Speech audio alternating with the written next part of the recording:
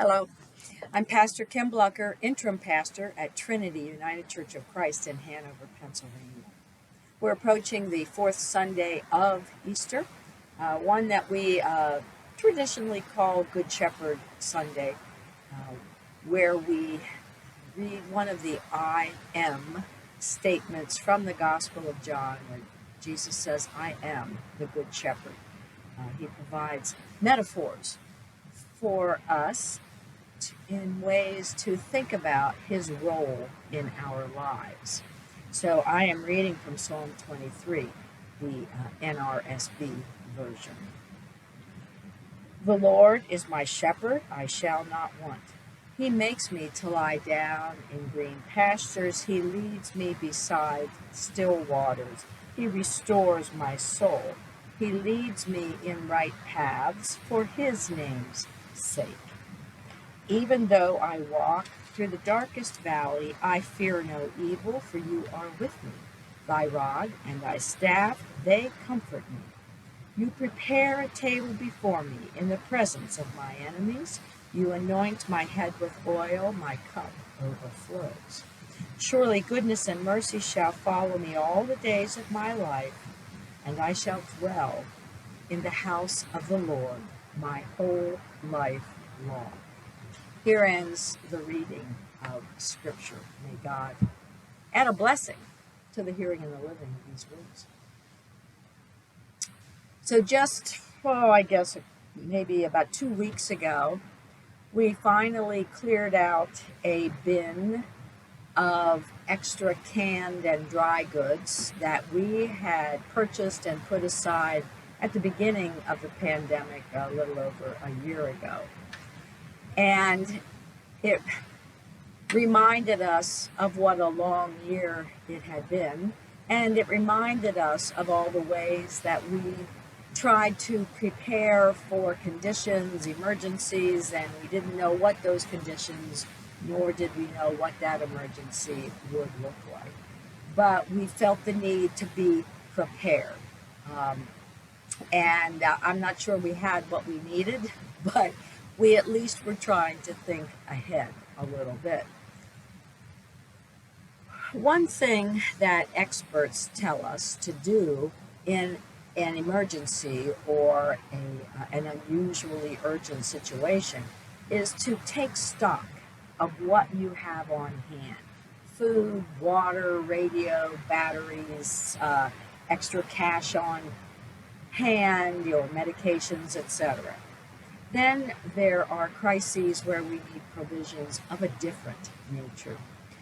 This beautiful Psalm of David, Psalm 23, provides something like an inventory of tools and resources that we always have on hand when we know and acknowledge the role of the Good Shepherd in our life. Psalm 23's words suggest that the shepherd, the Good Shepherd, has safely brought the psalmist through some kind of crisis. We don't know what kind of crisis that might have been, an illness, some sort of suffering. And God's provisions mentioned here in this psalm seem pretty basic. Green pastures, still waters, right paths, a rod for protection, a staff for guidance, a table, a cup, and finally, a home. Yet the suggestion is that those basic provisions are sufficient in even the most dire of circumstances. Now, for many years, I've had a wonderful book on my shelf. It's called A Shepherd Looks at Psalm 23, and written by Philip Keller, who was both a pastor and a shepherd. And Keller provides a very insightful look at the life of a shepherd and then relates it to the spiritual life. And I'm sharing some of his insights here in my message. Of any class of livestock, cattle, sheep, goats, etc., sheep probably need the most care. Because of their makeup, it is impossible for them to lay down unless they are free of fear, free of aggravation from other sheep, free from pests like flies, free from hunger. Now that's a tall order, but that is exactly what a shepherd has to deliver if the flock is to thrive. They need to know that the shepherd is nearby and alert to their needs. A flock that is restless, agitated, discontented, and hungry is doomed. And so are people. For a Christian, there is no substitute for the awareness that the shepherd is nearby and able to provide the freedom that permits us to lie down in green pastures. That beautiful phrase, to lie down in green pastures. Let's face it, if this year has taught us nothing else, it has taught us that we live a most uncertain life. Would we rather experience anxiety and foreboding or a sense of quiet and rest? Obviously, the latter. But sometimes we just can't help ourselves. Given, our own inclinations, we are nervous and anxious about the uncertainties that surround us. But the knowledge that the Good Shepherd actually has things under control, even when the appearance of the world around us is quite the opposite. It can change our outlook of any situation. It is God's gracious Spirit that brings us this sense of peace. In the same way, we read several weeks ago, when Jesus came into that locked upper room where the disciples were gathered in fear following the resurrection, when Jesus passed through those doors and breathed his Spirit upon his frightened disciples, what did he say? He said, "Peace be with you. My peace be upon you."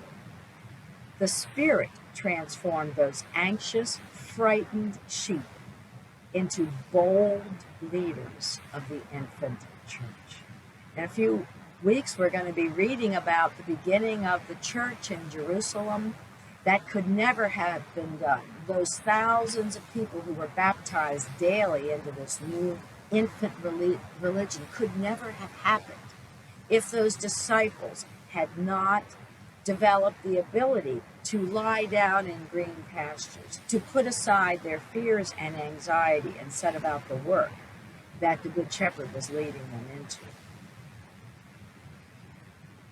Next, the phrase "still waters" brings to mind, at least to me, a quiet brook fed by a clear, cool, underground spring.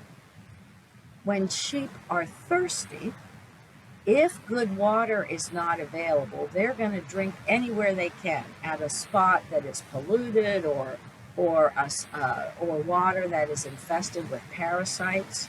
So the shepherd has to continually search for good drinking sites for the sheep so their thirst can be quenched. Jesus said very boldly, "If anyone thirst, let them come unto me and drink." To drink means to accept or to believe, thereby accepting the life of Christ to the point where it becomes a part of us. It is as if we are drinking it in. Now, of all the sources of water that are available to sheep, especially in a dry and thirsty place like the Middle East, the dew on the morning grass is the most useful because it's the most common, it's the most typically available. Now, sheep by nature, probably like me, like to get up early and feed early. Morning dew, so then, is very, very useful. When that vegetation is wet with dew, sheep will get sufficient water by just feeding before and after dawn. So, that provides a wonderful image for a discipline of rising early for a time of devotions, sitting quietly with our God, praying, and having our thirst quenched by the Holy Word. There's an old hymn that says, "The still waters of his Spirit can be dropped into my life and soul." We too can be refreshed in mind and spirit by grazing with the shepherd. in the morning or the late evening hours in our personal devotions. Next, the phrase, thy rod and thy staff, they comfort me. The rod is used to protect the sheep from predators, while the staff is designed to guide them, to correct the wandering sheep. Um, a staff with the crook, with the shepherd's crook, it can be extended down a rocky cliff to grab a sheep that has kind of fallen off a path. It can extricate a lamb that's become entangled in briars and weeds. It can be used to pull a newborn closer to its mother. The staff leads. You know, I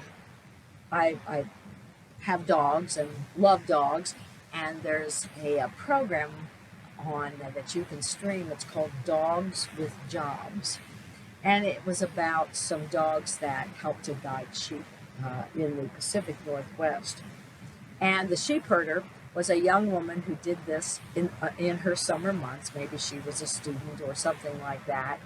And she would lead the sheep for about 3 or 4 months into areas where they were grazing.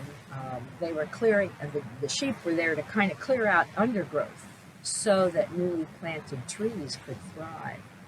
But I was so tickled to see that she had with her a staff. She had a shepherd's crook, and she was guiding the sheep, but she was also protecting them. She and the dogs were protecting the sheep from bears and wildcats, which would have been very prevalent in that Pacific Northwest area. So it was neat to see a shepherd actually at work. So likewise, with the rod and the staff of Jesus, we can be led onto right paths. A shepherd knows that sheep have to be kept on the move. They have to be shifted from pasture to pasture because they will quickly pull out all of the grazing material set before them. So the shepherd has to lead. The shepherd has a plan in mind. The shepherd has to know where he or she is leading these sheep. Because the sheep would rather stay right where they are. Sheep, like us, are inherently lazy. We prefer our own ways. We prefer our own self-determination. And we insist that we know what is best for us, clinging to habits of old, even as we see those habits playing out in a ruinous way in the lives of other people. And yet we persist. And into this confusion comes the Good Shepherd who says, if anyone will follow me, let him or her deny themselves daily, take up their cross and follow. If we really believe that the Lord has our best interests at heart, in difficult situations, in all situations, we can be led into a place of peace and contentment. And as I said earlier, even though our outward circumstances don't look like they have changed, inwardly we are trusting the Good Shepherd. Next, he prepares a place before me in the presence of my enemies. Before flocks can feed, a shepherd has to go ahead of the sheep and search out areas where maybe there are poisonous weeds that the sheep aren't going to know that they can't eat, but the shepherd has to go ahead and make sure that they are eliminated or take them to an area where they don't exist. The shepherd has to constantly be on the lookout for predators that are hiding. So grassy areas that can sustain a whole flock have to be found. It takes work and it takes sacrifice to prepare a table for feeding the flock. Wise sheep walk close to the shepherd to get to this table of bounty. Christians walk closely to Christ where he can protect us and provide for us. When we come to the Lord's table in our worship, do we consider what it cost Christ to prepare that table before us? How he became the body and the bread and the cup, the body and the blood, the bread and the cup on which we feed. You know, God looked down on God's struggling human flock and demonstrated what true love and caring looks like in that sacrifice. The cup that overflows is the same cup that in the garden Jesus prayed would be taken from him. And had that cup not overflowed with love for us, been poured out for us, we might all have perished by now. And last, I will dwell in the house of the Lord forever. Because we read this psalm so much at funerals, at those moments, we tend to, in our minds, think, oh, well, that's talking about heaven, as I dwell in the house of the Lord forever. That talks about what's going to happen on the other side of this life. But that's really a misunderstanding of this psalm. In fact, it was written by a Hebrew person for whom heaven was really not part of their theology. This last provision mentioned in the psalm is the home that we have in the Lord today.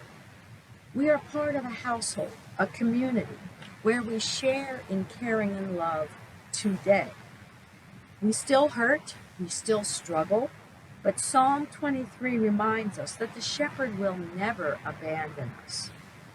We continue to come to the house of the Lord as often as we can to seek the presence of the Good Shepherd. Even though the valleys through which we walk are dark sometimes, there is always someone walking with us. We never walk alone. God's provision for our care is as never-ending as is God's love for us. It is always close at hand, and it's not like all that stuff we packed into the bin at the beginning of the pandemic, thinking it was things that we were going to need.